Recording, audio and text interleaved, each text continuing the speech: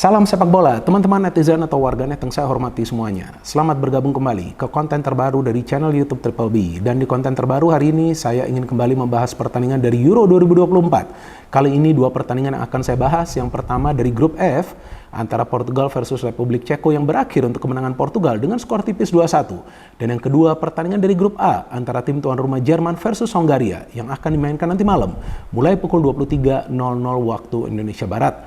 Yang menarik bagi saya dari Euro kali ini belum ada kejutan yang besar terjadi. Walaupun Slovakia berhasil mengalahkan Belgia, tapi kan kita tahu Belgia bukan merupakan salah satu tim raksasa. Dan saya kira Georgia akan membuat kejutan dengan menahan imbang Turki atau mungkin menang lawan Turki. Tapi ternyata Turki terlalu kuat bagi Georgia.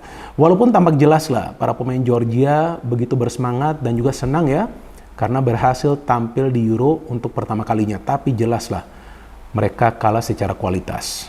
Dan dari pertandingan Portugal lawan Republik Ceko, seperti yang saya jelaskan kan dan tegaskan, bahwa Ceko bukan merupakan tim underdog.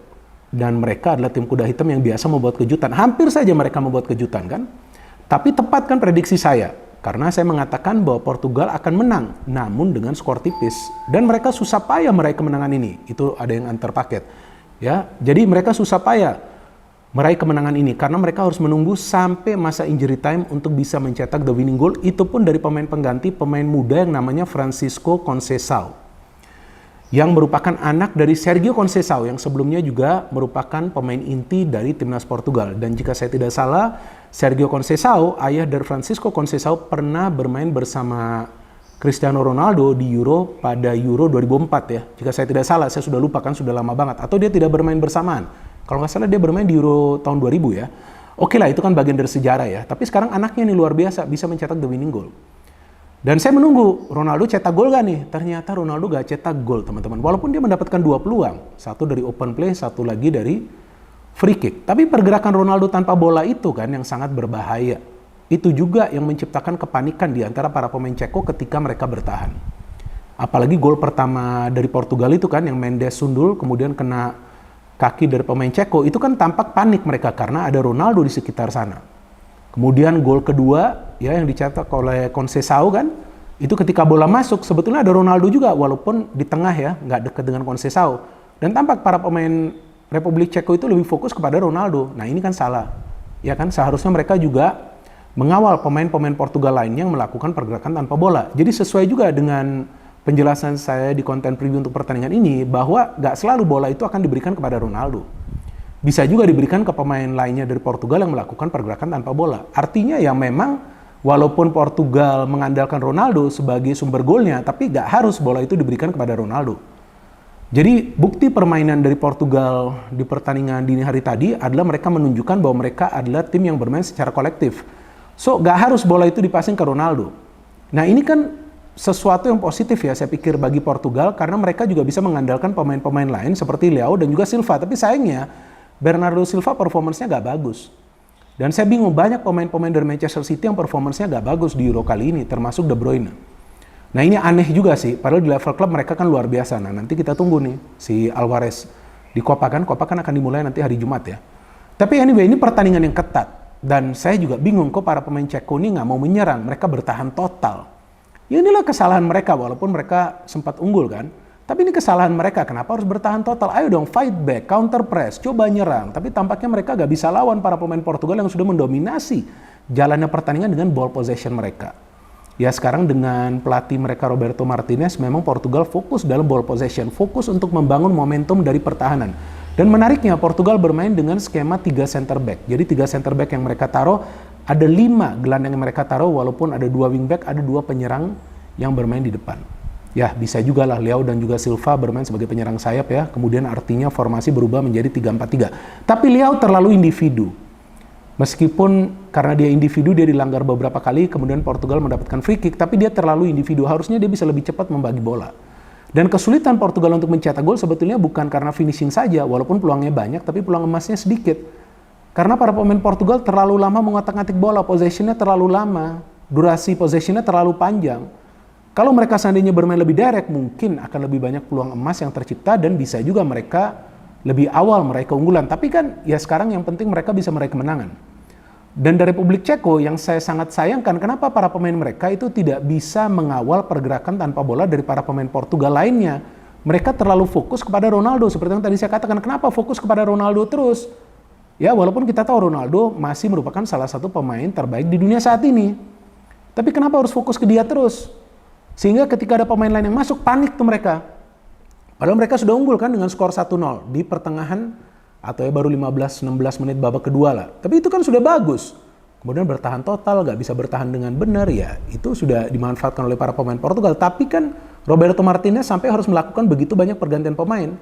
Dan ternyata 2 pergantian pemain yang berkolaborasi untuk bisa mencetak the winning goal. Pedro Neto yang memberikan crossing, terkena pemain Ceko, ternyata di sana Conceição free. Dan ini gol yang cantik menurut saya karena Conceição bisa melakukan finishing yang baik walaupun dari jarak dekat.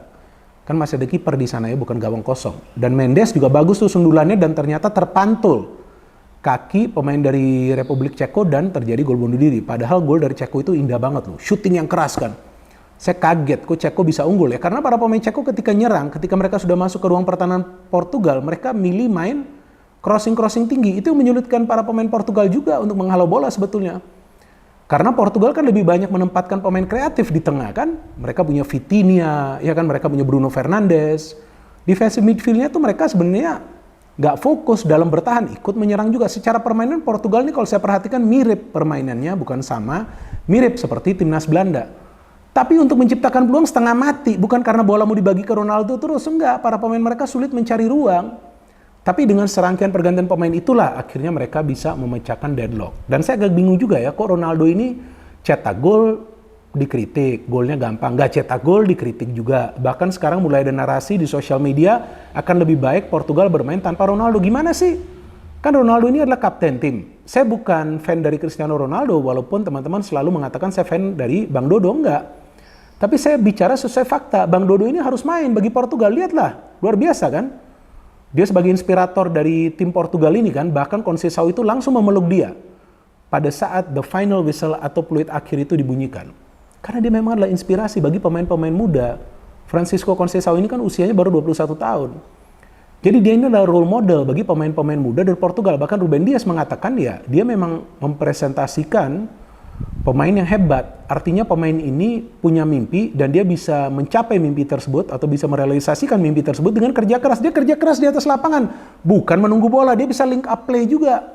Dia bisa masuk ke tengah juga. Cuma masalahnya adalah dia tidak bisa banyak mendapatkan peluang karena markingnya luar biasa. Dan Ronaldo kan tidak seperti 5 tahun sebelumnya, apalagi 10 tahun sebelumnya. Ya mulai sulit lah untuk bisa secara fisik berduel dengan para pemain lainnya. Tapi anyway, ini adalah kemenangan yang penting bagi Portugal karena mereka mendapatkan 3 poin, mereka membuka jalan atau mendapatkan peluang untuk bisa lolos ke babak selanjutnya, tapi nanti lawan Turki itu yang akan menjadi pertandingan yang hebat. Karena nanti Ronaldo juga akan berhadapan dengan Arda Güler. Luar biasa gol dari Arda Güler dan permainan dari Turki sangat bagus lawan Georgia. Nah, saya gak ngerti nih, apa karena memang Georgia tim yang lemah atau memang Turkinya kebagusan, tapi bagus sekali.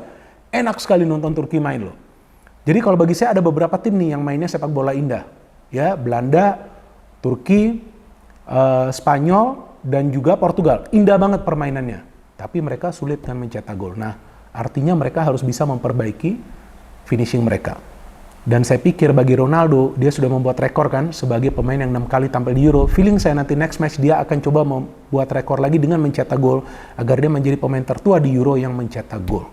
So anyway teman-teman, ini adalah kemenangan yang penting bagi Portugal dan sekarang saya ingin membahas pertandingan antara Jerman versus Hongaria yang kita semua tunggu nih. Apakah Jerman akan pesta gol lagi atau enggak? Ya kalau melihat permainan mereka lawan Skotlandia, kemungkinan mereka akan pesta gol lagi. Tapi ini lawannya lebih berat Hongaria. Skotlandia itu adalah tim terlemah di grup ini. Tapi Hongaria lawan Switzerland, walaupun mereka berani bermain terbuka, lini pertahanannya itu loh yang bocor. Lini pertahanannya itu kurang kuat dalam melakukan koordinasi dalam marking para pemain Swiss. Maka itu para pemain Swiss bisa dengan begitu mudah menciptakan banyak peluang. Bahkan counter-counter dari para pemain Swiss begitu efektif untuk membuka pertahanan dari Hongaria. Seharusnya para pemain Hongaria itu bisa bermain compact. Apa artinya bermain compact? Mengumpulkan pemain di tengah dan merapatkan lini pertahanan. Tapi dengan mereka berani bermain terbuka, mereka lupa cara bertahan yang benar. Sehingga mereka kecolongan lawan Swiss. Dan ini karena merupakan pertandingan kedua mereka, feeling saya mereka akan bermain lebih defensif. Mereka akan berhati-hati ketika menyerang. Karena mereka paham yang mereka lawan adalah tim tuan rumah yang punya kreativitas yang luar biasa.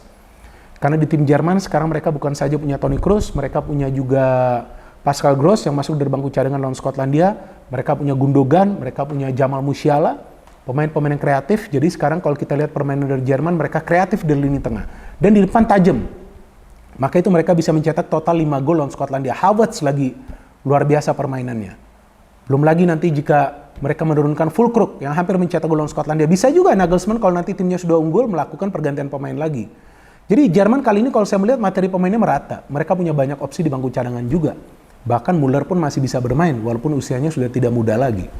Jadi kalau feeling saya teman-teman, Jerman akan kembali meraih kemenangan lawan Hongaria, tapi saya tidak yakin kali ini mereka akan pesta gol. Mungkin mereka bisa clean sheet, tapi sepertinya kalaupun mereka menang besar, ya dengan selisih 2 gol.